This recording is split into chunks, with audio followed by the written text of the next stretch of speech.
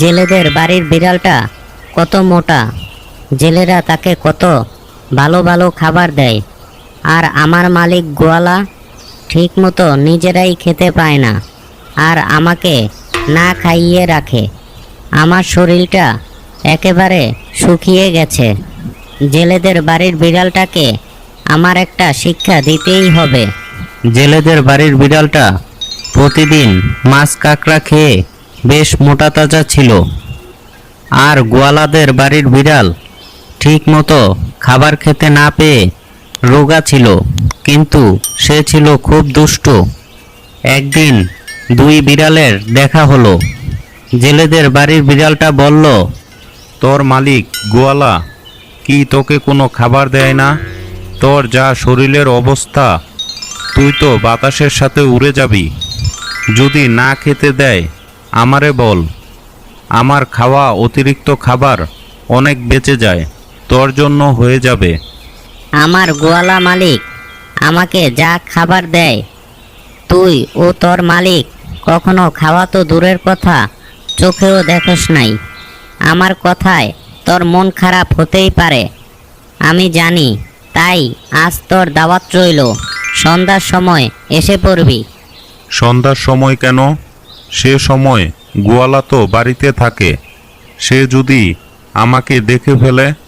দেখবে না, আমি আছি তো, আমি থাকতে তোর কোনো ভয় নেই। ঠিক আছে, তুই বলছিস যখন, আমি আসব। সন্ধ্যার সময় জেলেদের বাড়ির বিড়াল গোয়ালাদের বাড়ি আসলো। গোয়ালা তাকে দেখে ফেলল। আরে, এটা তো জেলেদের বাড়ির বিড়াল না? হ্যাঁ তো, এটা তো জেলেদের বাড়ির মাচ্চর বিড়ালটা। জেলেদের বাড়ির খাবার খেয়ে হয় না, এখন আমার বাড়ির খাবার চুরি করতে এখানে এসে পড়েছে। এই বলে গোয়ালা বিড়ালটিকে বাড়ি দিল। বিড়ালটি সেখানেই মারা গেল। গোয়ালার বাড়ির বিড়াল জেলেদের বাড়ির মাছ ও কাঁকড়া খেয়ে বেশ মোটা তাজা হয়ে গেল। সে তার একটা নামও ঠিক করলো। কেউ যদি জিজ্ঞেস করত, তোমার নাম কি? সে বলতো, আমার নাম মদন আলী সরকার। একদিন মদন আলী সরকার হাতে খাতা ও কলম নিয়ে জঙ্গলের দিকে রওনা দিল। জঙ্গলে প্রবেশ করতেই দেখতে পেল দুই সিংহের ছানা মাঠে ঘোরাঘুরি করছে। মদন আলী সরকার বলল, ম্যাও ম্যাও, আমাকে খাজনা দে। সিংহের ছানারা ভয় পেয়ে গেল, কারণ তারা বনে কখনো ম্যাও ম্যাও জন্তু দেখেনি। ছানারা সেখান থেকে দৌড়ে তাদের মায়ের কাছে গেল আর বলল, কোথা থেকে এক ম্যাও ম্যাও জন্তু এসেছে? আমাদের তো দেখেই ভয় লাগছে, তুমি তাড়াতাড়ি চলো, সে যেন কি সব বলছে। ছানারা মা সিংহীকে নিয়ে মদন আলী সরকারের নিকট গেল। আর সিংহী বলল, তুমি কে হে? আগে তো তোমাকে কখনো এই জঙ্গলে দেখিনি, আর আমার ছানাদের সাথে তুমি কি বলছো? আমি হলাম মদন আলী সরকার, আমি জমিদারের হিসাবপত্র রাখি। তোরা যে জঙ্গলে থাকোস, তার যে খাজনা আছে সেটা নেওয়ার জন্য জমিদার আমাকে পাঠিয়েছে। তোরা তাড়াতাড়ি আমাকে খাজনা মিটিয়ে দে। আমি হিসাবপত্র, জমিদার, খাজনা কিছুই তো বুঝতে পারছি না। কখনো কেউ এরকম খাজনা নেওয়ার জন্য আসেনি। সিংহ শিকারে গেছে, এখনই চলে আসবে। আসলে পরে সে খাজনা, হিসাবপত্র জমিদার সব দিয়ে দিবে। মদন আলী সরকার চারদিক ভালো করে দেখল।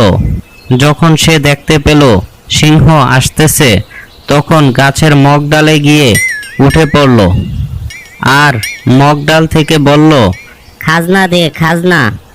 খাজনা নিবি তো নিচে আয়, নইলে খাজনা দিব কি করে? সিংহ রেগে গাছের উপর উঠে গেল, কিন্তু মদন আলী সরকার ছিল মগডালে। সেখানে সিংহ যেতে পারল না, তাই সে লাফ দিল আর সিংহের গলাটা গাছের ডালের চিপায় পড়ে সিংহ সেখানেই মারা গেল। আর মদন আলী সরকার মগ ডাল থেকে নিচে নেমে সিংহের নাকে দুটি আঁচড় দিয়ে বলল, দেখলি তো আমার সাথে লাগতে আসলে আমি কি করি। হ্যাঁ মদন আলী সরকার, আমাদের ক্ষমা করেন। আপনি আমাদের যেভাবে বলবেন আমরা সেভাবে চলবো। বিড়াল সিংহীকে বোকা বানিয়ে তার ছানাদের সাথে থাকতে থাকে। একদিন সিংহী বলল, মদন আলী সরকার, এই বনে এখন আর বড় কোনো জীবজন্তু নেই। যা ছিল আমরা তো খেয়ে ফেলেছি। এখন শিকারে গেলে খালি হাতে আসতে হয়। নদীর ওই পারে একটা বন আছে, সেখানে অনেক বড় বড় জীবজন্তু থাকে। হাতি, গাধা, বনমরক, ছাগল, গন্ডার, ভেড়া, আরো অনেক কিছু। চলুন আমরা সেখানে যাই। আমিও ভাবতেছিলাম এই কথা তোকে বলবো। এখন তুই যেহেতু বলে দিলি ভালোই হলো, আমার আর বলা লাগলো না। সিংহীর ছানারা আর মদন আলী সরকার নদীর ওই পারের জঙ্গলে রওনা দিল। সিংহী আর সিংহীর ছানারা নদী পার হয়ে ওপারে চলে গেল, কিন্তু বিড়াল তো ছিল হালকা প্রাণী, নদীতে ভেসে যাচ্ছিল। সিংহীর ছানা তাকে গিয়ে উদ্ধার করে আনে, আর দুই একটা পানির স্রোত পেলে বিড়াল যে কোথায় যেত খুঁজেও পাওয়া যেত না।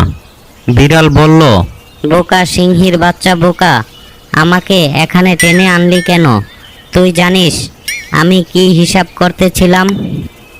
নদীতে কয়টা ঢেউ আসে, কয়টা মাছ আছে, আর আমি এগুলো কতদিন খেতে পারবো, এই হিসাব জমিদারের কাছে নিয়ে দিতে হবে। এখন আমি কিভাবে এই হিসাব দিব? মদন আলী সরকার, আমার ছানার ভুল হয়ে গেছে। সে তো মূর্খ, সে বুঝতে পারেনি। আর এরকমটা হবে না। ঠিক আছে, এবারের মতো ক্ষমা করে দিলাম, আর যেন এরকম ভুল না হয়। বনের ভিতরে মদন আলী সরকার একটি বড় গাছে উঠল, যাতে করে সে শরীরে রোদ লাগাতে পারে। গাছ থেকে সে দেখল দূরে একটি মরা হাতি পড়ে আছে। সে সেখানে গেল আর দুই একটা আঁচড় বসিয়ে সিংহী ও তার ছানাদের নিয়ে গেল মরা হাতির কাছে। মদন আলী সরকার বলল, এটা আমি স্বীকার করেছি, তোরা এটা খা, আর আমাকে এটার রানের মাংসটা দিবি। আপনার গায়ে তো অনেক শক্তি। আপনি কত বড় প্রাণীকে শিকার করে ফেলেছেন। আপনি ক্লান্ত, একটু বসে জিরিয়ে নিন, আমি রানের মাংস বের করে দিচ্ছি। এভাবে দুষ্টু বিড়ালের দিন সিংহীকে বোকা বানিয়ে ভালোই যাচ্ছিল। একদিন সিংহী বলল, বনের ওই পাশে বড় বড় হাতি, বন মহিষ থাকে। আজ আমরা শিকার করব। ঠিক আছে, চলো তাহলে। তা আপনি খোপে থাকবেন না ঝোপে থাকবেন? আমি তো বুঝতে পারলাম না, খোপ আর ঝোপ কি? ঝোপে থাকা হলো জন্তুদের তাড়া করে একদিকে নিয়ে আসা, আর খোপে থাকা হলো জন্তুদের উপর লাফিয়ে শিকার করা। ঝোপে গেলে আমাকে আবার কে ভয় পাবে, কে একদিকে দৌড়ে পালাবে? আমি খোপে থাকবো। তোরা কি এত বড় জন্তু শিকার করতে পারবি? তা ঠিক বলেছেন মদন আলী সরকার।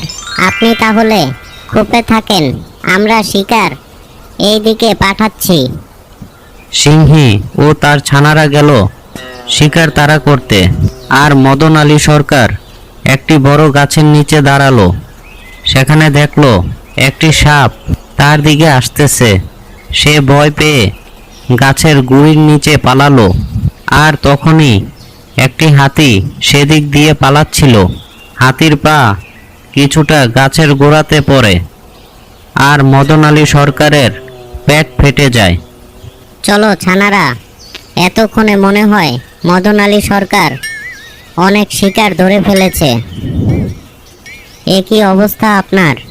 তোরা যে ছোট ছোট প্রাণী পাঠালি, তা দেখে হাসতে হাসতে আমার পেট ফেটে গেল। এই বলে মদন আলী সরকার মারা গেল।